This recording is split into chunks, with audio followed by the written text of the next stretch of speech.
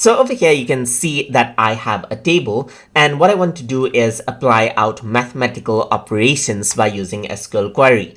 So to do that, you can click on Create, hit the Query Design button, hit the SQL button, and then I'm going to type in select just like this, and I'm going to press enter.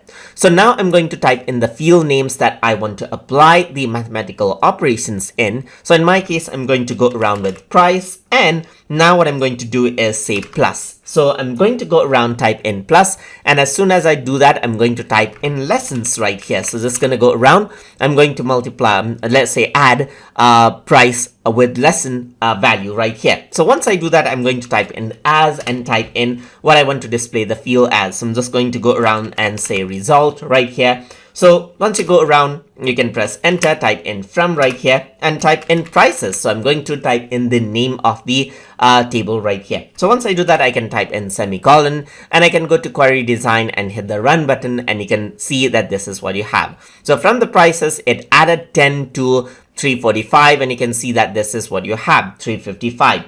What you can also do is you can go around and change this like plus to minus over here as well, and hit the run button, and here you can see that now the subtraction operation has been applied. So once you go around over here from minus, you can also go around over here and go for multiplication right here. So you can multiply out the value, or what you can also do is you can divide out the value right here and hit the run button, and here you can see that everything happens. And that is how you can carry out mathematical operations by using SQL Query inside of MS Access. So hope you guys learned something as always. And as always, please like, comment, share, and subscribe.